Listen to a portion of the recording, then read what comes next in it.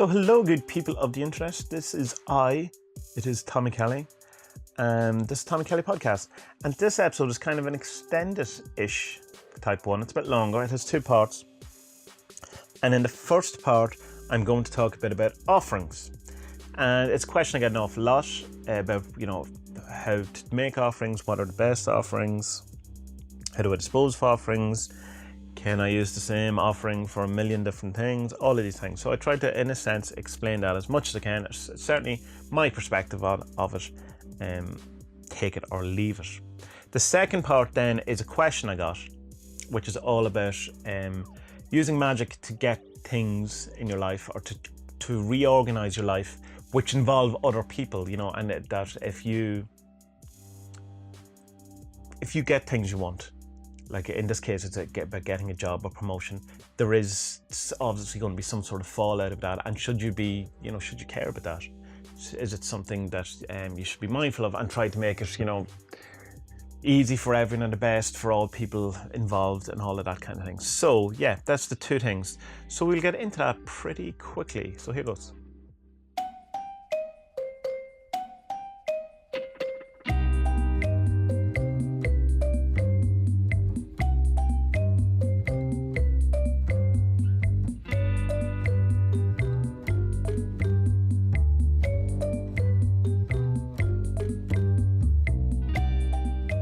So this thing of offerings is one of my frequently asked questions, and comes up an awful lot in regards to the 40 servants. And I tried, when I was writing the grimoire, come across the whole thing of the 40 servants, was to try to make it as simple as possible and as easy for people as possible.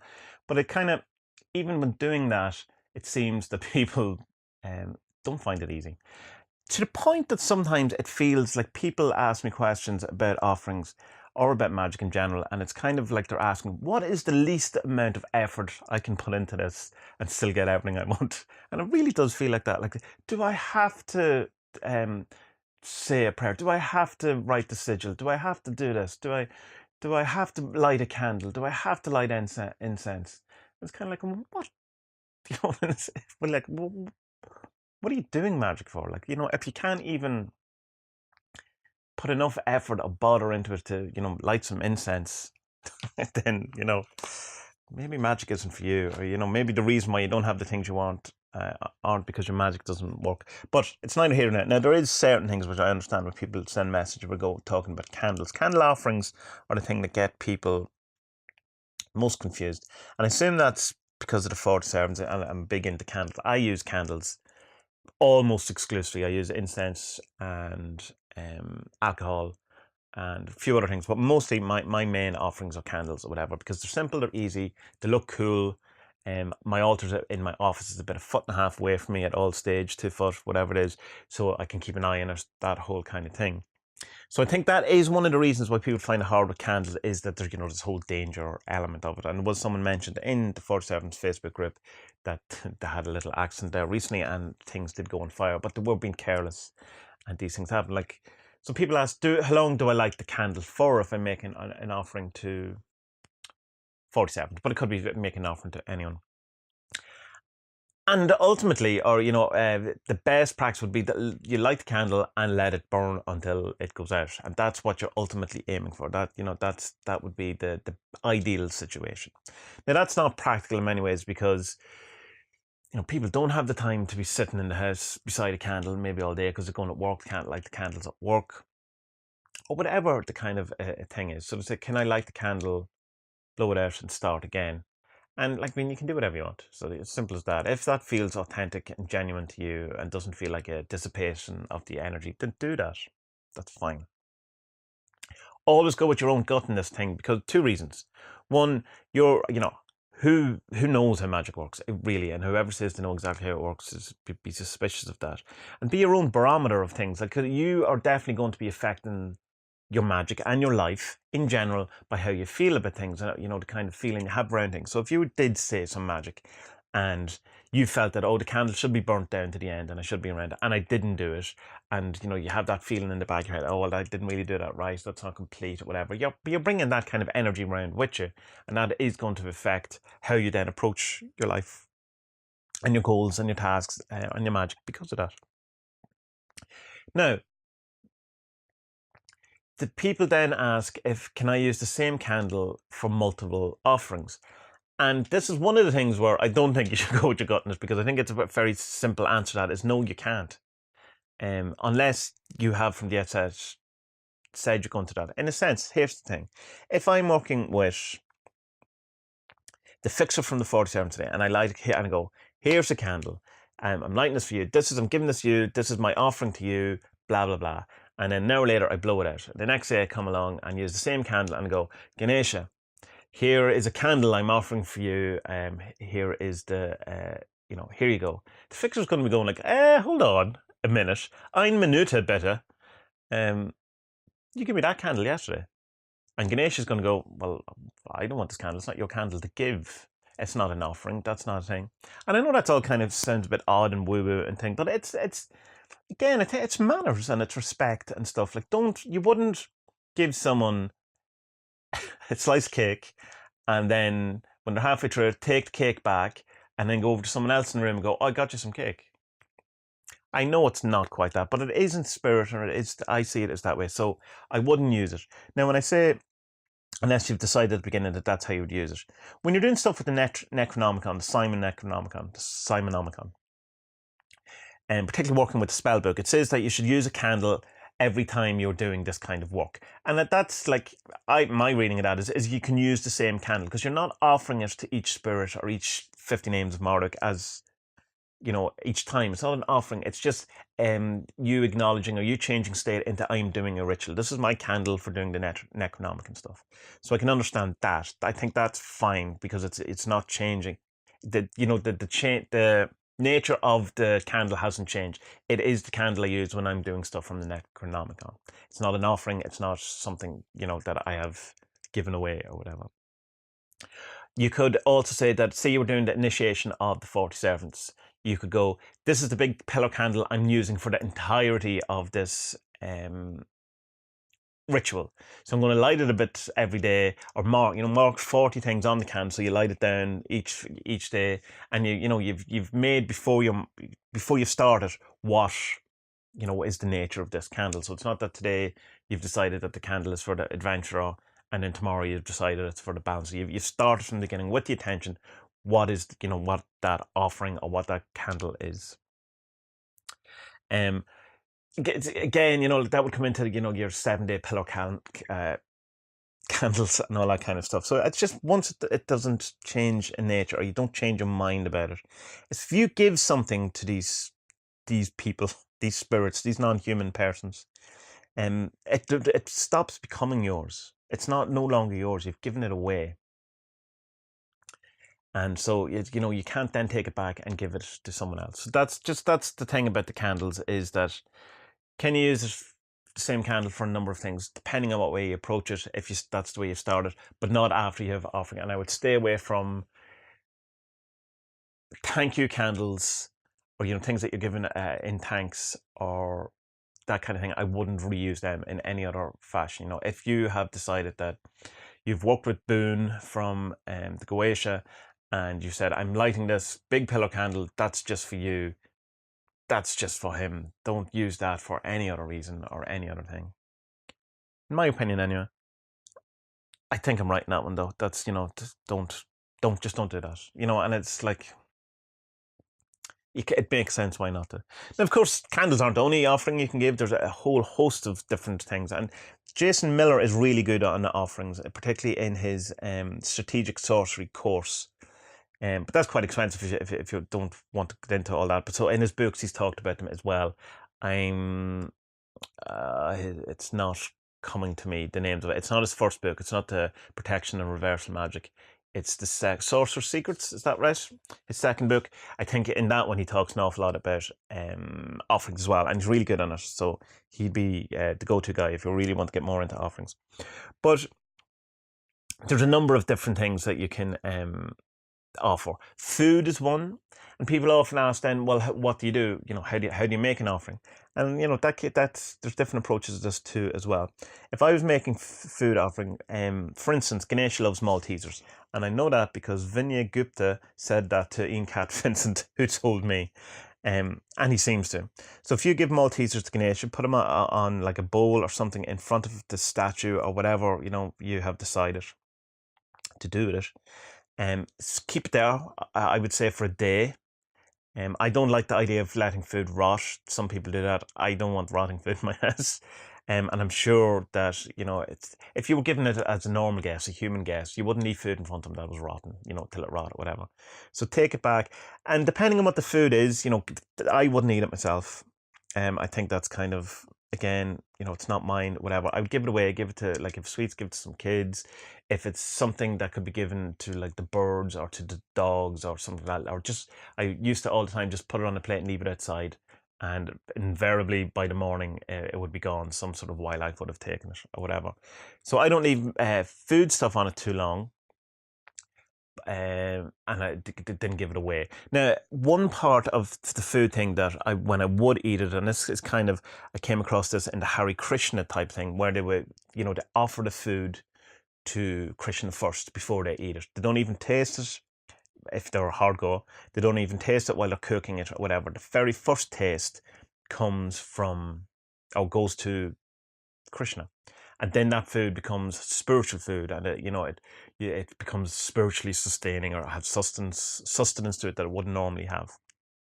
Kind of similar to the idea of will, saying will in Tlima, but different to saying grace in like kind of a Christian thing where you're thanking God for the food. It's not changing the nature of the food in the way that the Hare Krishna or the Hindu thing would. You're turning it into food that has some sort of spirit imbued in it now. That would be more in line with, say, the consecration of the bread and the wine in the Eucharist of the Christian thing, where you're actually changing the nature of the food into a holy thing, into the body and blood of Christ in that state. So you've changed it. So it's not the same as grace. So in that case, I would make, you could offer a meal up to a spirit or to God or whatever it is that you're doing, and leave it for them before you touch it, for a couple of minutes, and say, whatever, take from this what you want. I've cooked this in your honor, and then you go ahead and you eat it as you would normally, or make a separate plate of food as you would as if you had an actual human guest coming in, and just leave it. And at the end of the meal, when everyone else is finished and obviously that plate's full, do what you would do with all the rest of the food. You throw it out. And people say it's, that could be a bit wasteful, but fine. But offerings are offerings. If you feel bad about the wasting of food, again, leave it outside overnight, and invariably, as I say, it'll be gone in the morning. So food it can be used as an offering as well. Water is good one. If you can't light candles, you can't have incense, or you can't be leaving things about, because you live in a flat or with other people who are not into this, or it looks weird or anything. Just glass water, top it up every day. Make sure it's nice water. Not stagnant or gone off water. You know what I mean by gone off water. Don't leave it sitting there for ages. And you can leave that. You can either top it up every day, or put fresh water in every day, or leave it until it evaporates. And a good kind of thing that you can do to see if your offering is acceptable is that you can have, say you've given water or glass water, do an equivalent glass water somewhere else in the same kind of location, but not, this is the offering, this is the this is just the glass water, and see if one, evaporates quicker than the other. So that you can, because sometimes you put stuff in the altar and it seems to evaporate really, really quick, and you go, oh, it's at the spirits, and maybe it's not. Maybe your room is just warm. Excuse me. So it's worth checking in those kind of things. You can also just offer energy, like in a Reiki kind of energy healing sense of just see it coming out of your hands or out of your heart, or whatever way you kind of understand the energetic body or whatever, if that's part of your your thing of magic, your view, and offer that, some of your life force, some of your chi to whoever it is you're working with. I like rum. Rum seems to work with a lot of spirits. It definitely doesn't work with some spirits who, it kind of, they wouldn't be into it at all. But say like someone like the Saint or Saint Cyprian, or a lot of voodoo kind of lords, how work well with rum, whatever. And that seems to that disintegrates in different proportions. I had one recently where I had 3 different shot glasses of rum on the altar, and they all disintegrated or evaporated in completely different ways. So one I had to a saint, one I had to Baphomet, one I had to Saint Cyprian, and the Baphomet one was nearly gone immediately by the next day, a full shot one. Like most of it went straight away. The one to St. George, didn't really evaporate much at all. Because I'm trying to get in on with St. George, but he's having none of me. And then the one with St. Cyprian actually molded like within 2 days. Like there was a thing of mold around it, which I just thought was very, very interesting. And you can kind of, have some sort of divination around that kind of, if you want, same as lighting candles, lighting incense. How does it light? Does the candle blow out? Does it make weird, strange flickering or those kind of things?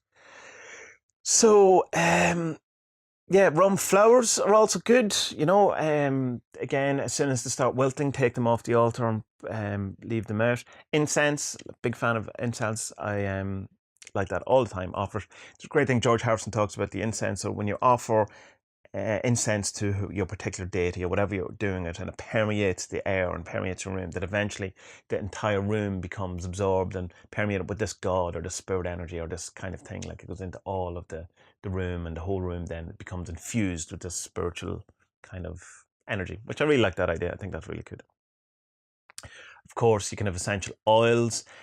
Big one in kind of saint work and stuff, and I brought into the 47th is a public thanks, where people say thank you to the saints. In Ireland, you used to get an awful lot of newspapers. There'd be a section in the newspaper, in the kind of classified section, where people go, "Oh, thank you, Saint Joseph, for of everything you've done," and then they'd print out the prayer again, and then that would, other people would pick up on that and do that. So you would say the prayer for a week or whatever, and then you would publish it in the paper. That was part of that little ritual or whatever, which is nice.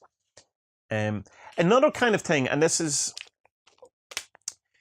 can be confused, is doing something for the person, for doing something out in the real world for the spiritual work. And the thing that a really good one with this is the healer from the 47s. People were working with the healer, and as a thank you, they donated blood in the name. Now, before I go any further, I want to talk a bit about blood offerings. I'm not a fan. It's not that I think they're inherently, satanic or black magic-y or any of that type of thing, but I just feel it's an unneeded. Like blood magic should be like your very last thing you ever do. That's, life has got so bad that this is, your last gasp at doing something, because there's nowhere to go after that. Like, so if you have regularly doing blood offerings, like there's no gear you can up anymore. That's at the height of it go, other than, I don't know, getting into serious, murdering magic or, something. That's kind of the only gear you have left. So if the things you were working with and the magic you're working with is predominantly blood magic, that becomes your base. That becomes your line. That's, how do you make it more potent than that? You're getting into dangerous territory there, especially when there's absolutely no need for it at all. There's so many other things that are equally good, that work well. Like going from offering the spirit some sweets first, do that, flowers, incense, candles, public thanks, all of those things before you go straight to the blood stuff, But people think it's cool to get straight into the blood and watching TV and all that kind of stuff. So when I say people, donated blood to the healer, that's because it's related to the healer in a sense. The healer is in the kind of healing arts, or the part of curing people, and the donation of blood then goes on to heal someone else or whatever, which I think is kind of nice.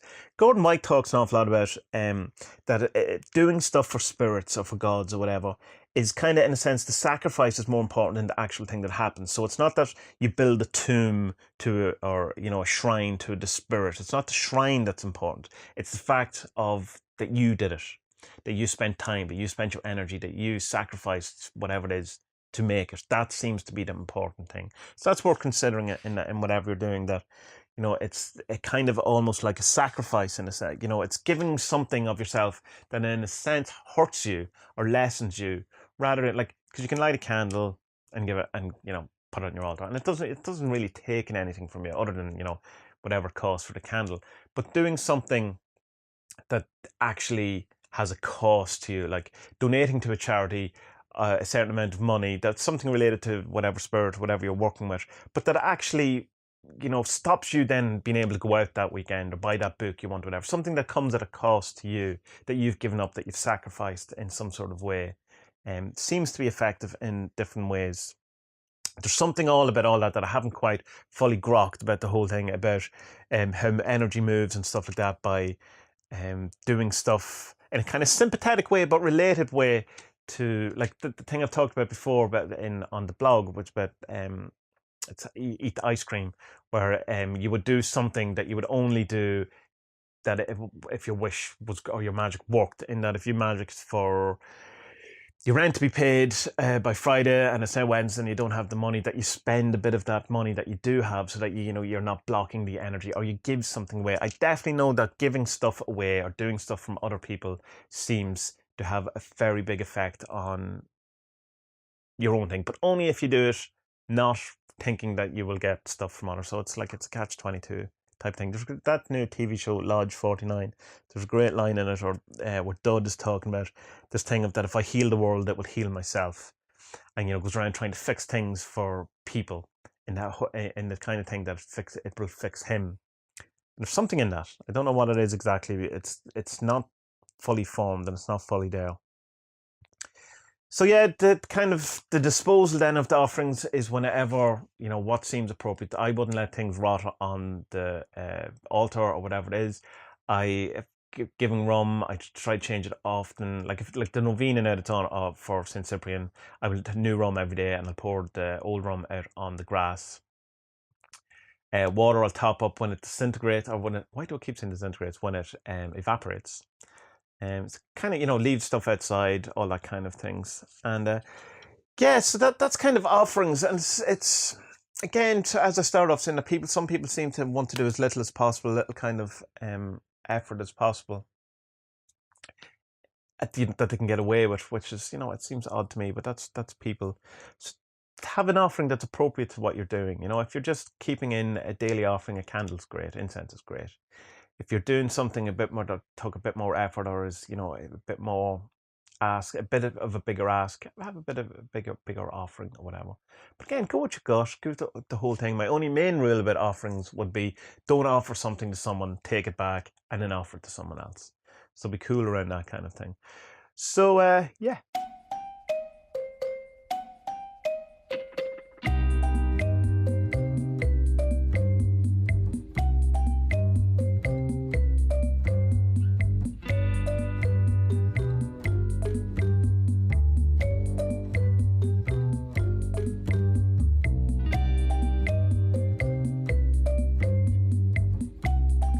So on to this question that I got.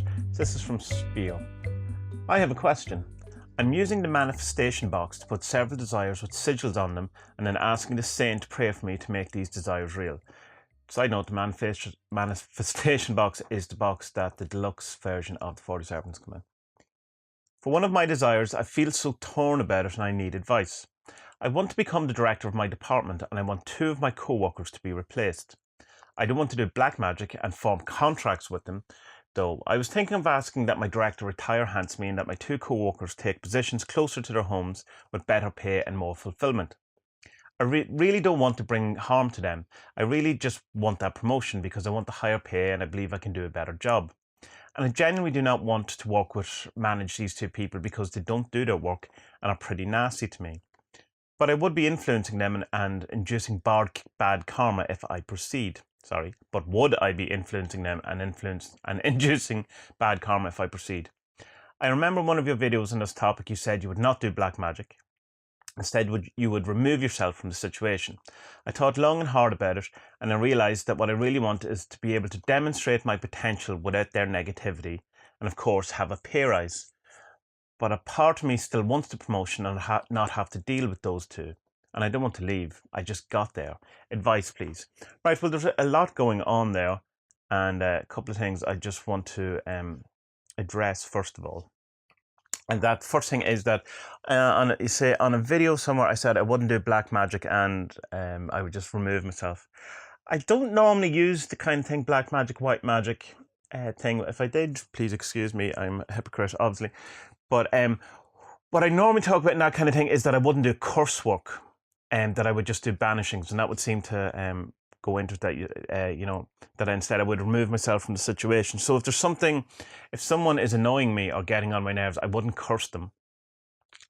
because like it's as you said, I don't want to form contracts with them. And if you curse people, in my book anyway, you're forming a contract, you're creating a bond with this person. So that kind of situation is going to last longer. Whereas with a banishing, you're just getting rid of them. It's like that whole idea of the Gebo rune, or the giver from the 40 servants, is that when someone gives you something, you go into a kind of a relationship or a contract with them that binds you to them in many ways. So it's accepting a gift is, in a sense, the start of a contract. And so a curse is also a start of a contract that you have engaged this. So you're prolonging this person being in your life. So that's probably what I meant. I'm not sure I would have used the word black magic. Maybe I did, but just to clarify. Black magic to me, I'm not really into that whole thing of black magic, grey magic, white magic, all that stuff. And I understand the need for it because it kind of delineates things and, kind of puts things in boxes. And we as humans like to put things in boxes and stuff like that. But the only real kind of black magic that I could think of that I would consider black magic would be if you did something actually evil, like some kind of horrendous thing to get something you wanted. And by that, I mean like doing something like the whole thing of child sacrifice or murder or torture or something. Any of these things that would probably release huge kind of power or magical power, if that's the way you want to look at it, would release an awful lot of energy using that kind of thing to get something you want. That would probably, in my book, come under black magic. But again, I don't know. It's the having these labels and things, whatever. Because then essentially say that, well, if that's black magic, is this also black magic? Is where do you draw the line and all these kind of things. And then it gets mixed up a bit with the left hand path and the right hand path stuff. That people from the right hand path think left hand path people are evil, and people in the left hand path think for the most part right hand path are kind of dumb or stupid or missing the point, or that their gods are actually the real evil ones. There seems to be like a clothes swapping thing that goes on in a lot of circles in the left hand path. Not all of them, I will hasten to add, where they have changed, the position of Jesus to become the real Satan, and the position of Lucifer to become the real kind of light bringer, the real hero of the kind of thing. And that's all fine and all good, and you just might prefer the aesthetics of a darker kind of path. But it kind of negates in many ways that there is real evil in the world, in the universe. Actually, some things, really bad things do happen, and just kind of changing the shoes of the different characters in the play. And somehow, for me, in my head, kind of makes that, as if that doesn't exist. Like, if you take away the character of Satan or of Lucifer in the kind of context of Western civilization as we've had it, from a Christian kind of background, whatever, who then is the representation of evil if Lucifer is the good guy? It may be Jesus, if you're from the left-hand path saying that, or God, or Jehovah, or the demiurge, whatever, which is kind of that's the more Gnostic thing of it or whatever, but it still kind of doesn't have that descriptive power of an actual evil, and it kind of seems to circumnavigate around having an actual evil, which is something that some people all say evil doesn't exist, and there's that things too, but I think it does. Or evil is only humans, only exists in humans because we know we're doing wrong, whatever. But you've seen some nasty things in nature as well that you could probably define as evil, maybe. Just while I'm on the left hand, right hand path, my kind of thing of if you want to have that duality of left hand path, right hand path, and the same, it's not something I really do. But most people kind of seem to get it wrong when they start first, that they think, left hand path is a bit more, I don't know, cooler or something like that. But the kind of, from my thing of the left hand path versus right hand path, is the left hand path if you decided that you're on the path to becoming your own god, in the less cliche coeting sense, that you're building on yourself, you're becoming your own thing. Whereas the right hand path is more returning to the God source, and that's your ultimate aim. So left hand path, ultimate aim is to become, a god or something along those lines, and the right hand path is returning to source, finding its way back, merging with the Godhead, that kind of thing. So, without having answered any of your question whatsoever, Spear, just want to talk a bit about the whole black magic thing there. Now, the thing about this question and all that is that it comes across as that you want to have You want to have what you want without annoying anyone or having all those things. And that's, that's a good attribute to have, or a good approach, in a sense that, you don't want to be annoying people. But no matter what you do, you're going to be infringing on people. Like, even if saying, oh, well, I want them to have a happy, if they leave a job, I want them to, get a good job, or I want them to retire with lots of money, or whatever it is. But that's your opinion. They mightn't want that. So, like, you're saying, well, I want them to have a good thing. How do you know that's a good thing? How do you know that's what they want? How do you, just because you see that as being happy or a good positive outcome, that mightn't be for them.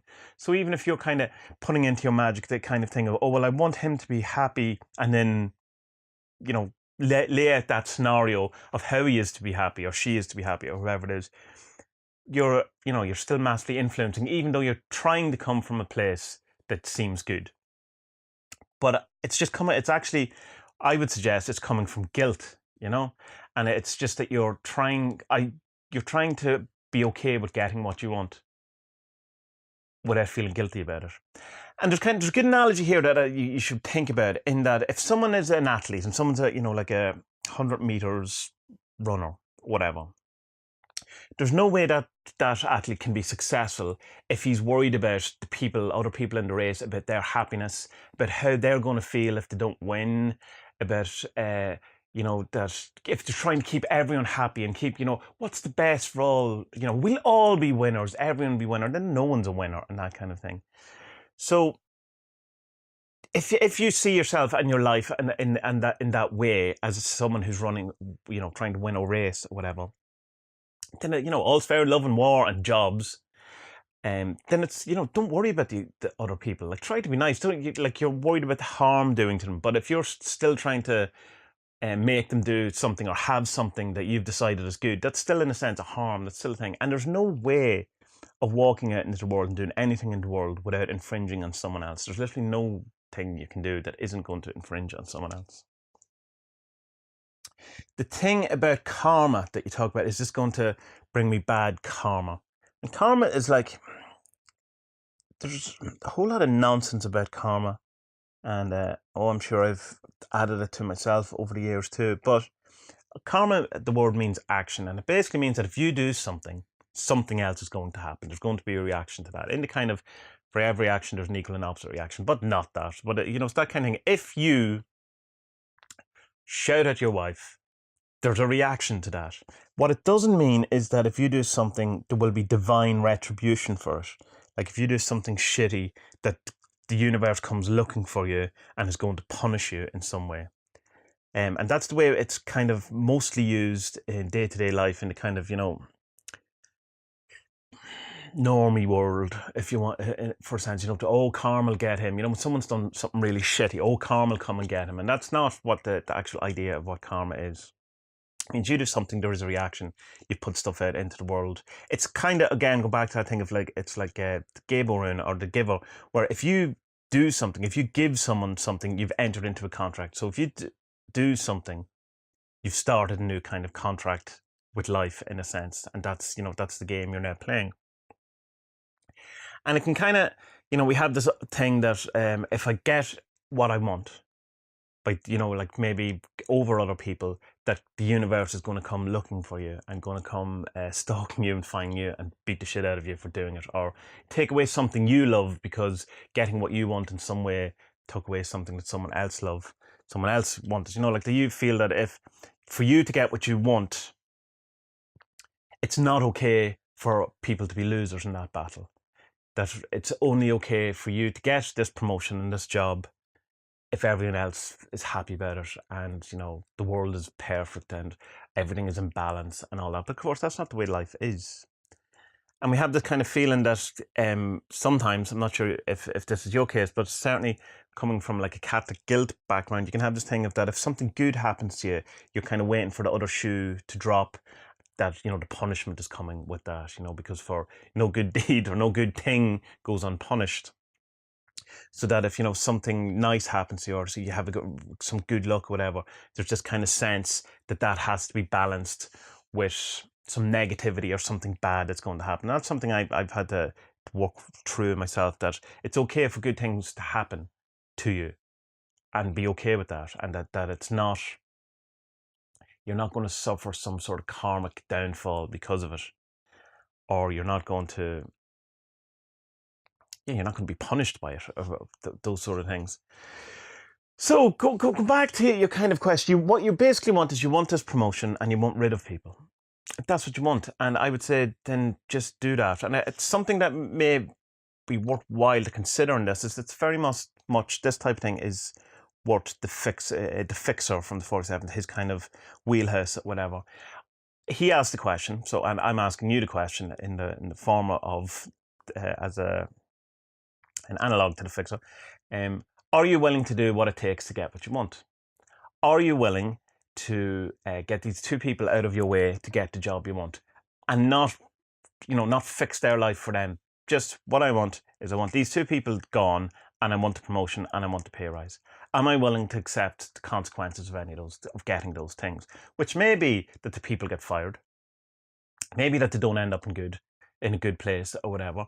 But that's, like, not, I was going to say that's okay, and maybe it's not okay that's thing, but that's the nature of thing. If you didn't use magic in it, if it was just a case that you were a better person, more qualified, you explain to the boss, like say you went in and you explained to whoever your boss, whoever's in charge giving you this promotion, and you just explained in very normal terms why you think those two people aren't good for the job, or holding you back, or very negative, or being nasty to you, why you would be better with the promotion and why you deserve the pay rise. And if he agreed with you, or she agreed with you, and then it came a situation that you got everything you want by they get removed from the job, you get the pay rise, you get the promotion, no magic was involved, would you be okay with that? Would you have the feeling that life would be out to get you? These people aren't particularly even nice to you. You say they're nasty to you. So in a sense, you could say they're as your enemies. They're fighting against you. They're not playing the same game as you are. They're not playing fair. They're out to get you if they're being nasty to you and not helping you and not doing the work and all of those kind of things. And I think if you just thought of it in normal terms, you wouldn't think there'd be such a universal backlash. Or what if exactly the same thing happened, only it was a third party described it to your boss and said, look, this guy, he'd be much better at this job. He deserves promotion, deserves the pay rise, and fire these two guys because they're useless and they're not doing their job and they're holding everyone back. You certainly wouldn't think there'd be any retribution for that from the universe or whatever.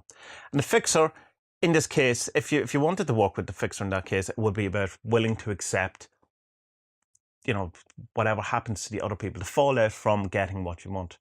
They could fall out. The fallout could be they end up in much happier places. They could end up in a much worse place.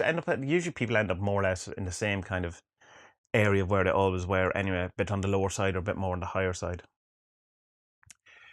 So maybe work with the fixer on that. My overall suggestion on this would be that if you're going to be doing magic and if you're trying to make yourself materially better or get a better situation for yourself, and you're out in the world and you're out involved around people and all that, to not care so much about fixing other people's lives.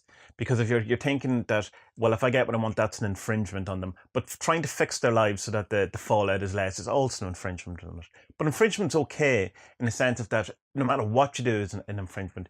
You going up to someone and talking to them about, or saying something to them, or anyways, that's all constantly infringing on other people, or changing their states, changing their their conversation, their minds, telling them stuff. It's all infringing, and it seems like a big word. Oh, don't infringe on people, and it possibly comes from the the whole Wiccan thing of "in it harm none, do as thou wilt," which is kind of a low-powered version of the Telemic thing of do what thou wilt shall be the whole of the law, loves the law, love under will. So do what thou wilt, do the thing that is calling you and do that, and don't be concerning yourself so much with how that affects other people. Now, that's not a license to be an arsehole and just, fuck people, do whatever I want. But if you feel you're better for the job, you'll be better positioned. Overall, it's better for the company, better for thing. These people aren't your friends, they're your enemies or whatever. Just go, aim for your thing. Be happy with it. If you feel too guilty about it and you think that it's not worth the guilt, it's not worth the thing, don't do it. Only you can really, at the end of the day, come up with the answer to this. If I wanted a job and I was in that situation, I probably would try to first of all come from your thing of where I'd go, let's see if this can be beneficial for everyone, And if it's not, then, it'd be beneficial for myself. Put yourself forward. Put your first thing forward. That, in a sense, probably is by some people's definition black magic. If you do magic for your own, just for your own self, for your own kind of thing. But yeah, lots to think about. And I mean, I don't know the answer. I don't know. Maybe it is. Maybe you should have a better. Maybe you should always keep other people in mind over yourself constantly. That would definitely be, kind of a very religious kind of view in the world. Turn the other cheek. Let people, in a sense, abuse you, and let people do whatever they want, and let them walk all over you and all that kind of thing. But like there's a whole Satanist part of me that is might is right, in the sense of not in the whole connotations what that means, but you are as entitled to all of these things as anyone else, and you shouldn't feel guilty about wanting things or about being, getting the pay rise, getting away from their negativity. And it's not as if you're looking for a free ride or do something that's more simple. You want to step up and do more and, be rewarded for doing more. And you've been held back by these people and all that. I would start with a banishing. That would just clear all the whatever negativity is surrounding and all thing, and might make your focus a wee bit more clearer. Do a banishing. Have a listen to the podcast where I talked about the Chaos Magic hand grenade. Might be suitable in this. Throwing the spanner in the works, throwing the cat among the pigeons, all that. Just see what happens. Throwing a bit of chaos into the situation and see what develops or whatever. I would also suggest maybe reading a bit of Stuart Wilde, particularly the books The Quickening, where he talks about different things, about how he had approached, getting different jobs or getting contracts and dealing with people and stuff like that, and the ethics around that sort of stuff. Yeah, ultimately it's up to you. I personally probably wouldn't feel as bad about it or be over cautious as you are. If I want something and something I'm good at, and it's rat race, go for it, do the whole thing, and put your good self forward. And if there's kind of, in a sense, casualties by the thing, that's how it is. But that's life. Use everything that you have to your advantage in what you're doing. And if magic is part of your arsenal, then use it.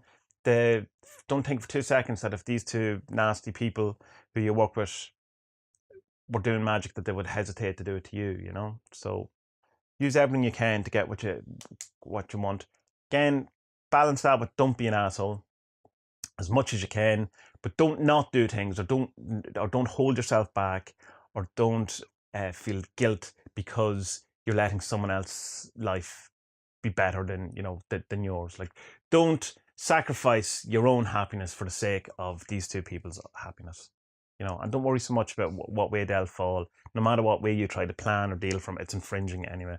So let that go whatever way it's going to go. So yeah, Spear, I hope that answers your question. If it doesn't, then send me a follow-up. So yeah.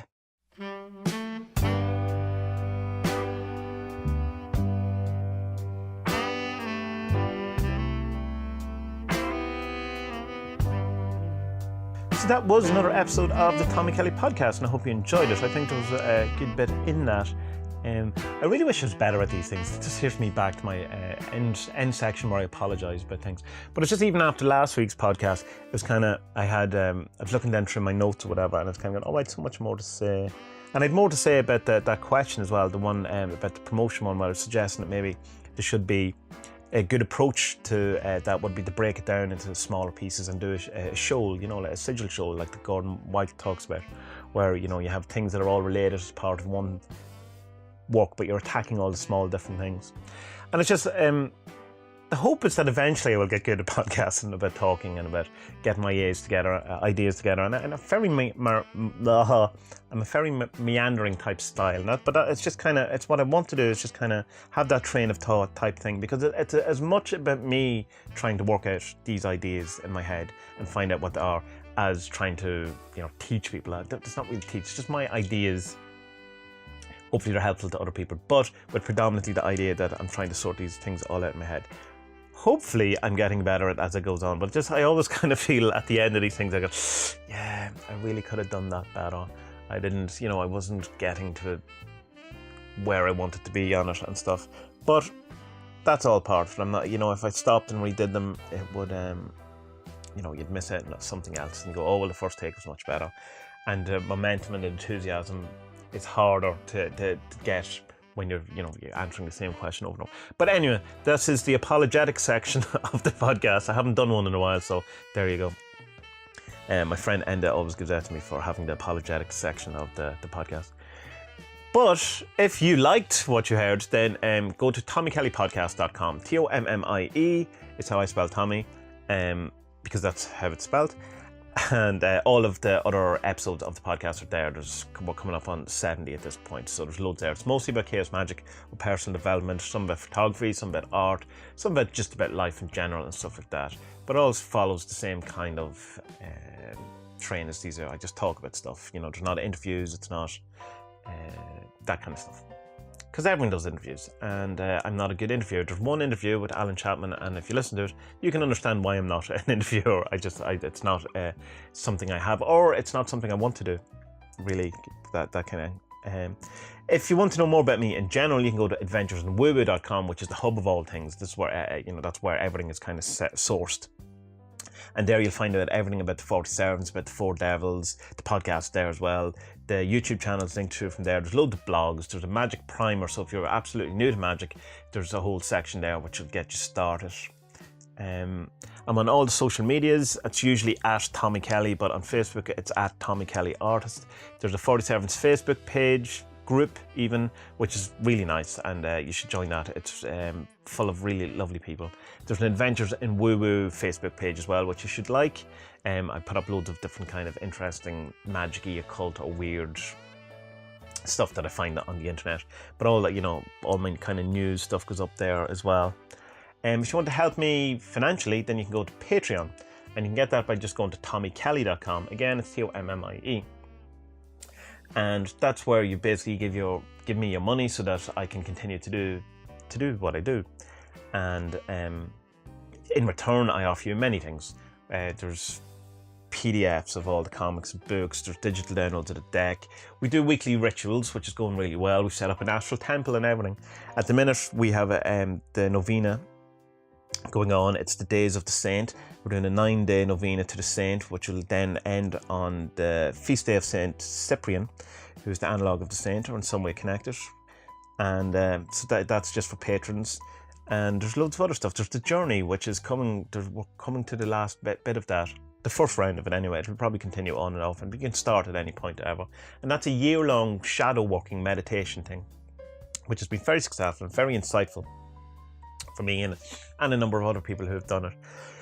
So just go to the Patreon, TommyKelly.com, and you will see on the right-hand side the different rewards that you can get for helping me out and giving me your hard-earned money. So good people of the internet, thank you for listening to my podcast. I really do appreciate you all. Every week there's a few more listening to it, and I get more feedback, and it's a wonderful thing. And I'm glad that it in some ways benefiting people, or at least it's distracting you for half an hour, 40 minutes, whatever it is, once a week. But I do appreciate it, and I appreciate all of the people that are around in the Facebook group, who like the page, who email me, or talk to me. These are all wonderful, wonderful people. And I wish you great success and great love and great happiness for this week. And may your week be full of joy, and may something very special happen for you, that when it happens is like a really nice wink from the universe. That's just, there you go, pal. That's for you. That's for you. Enjoy. So that's what I wish for you this week. So good people of the internet, be well.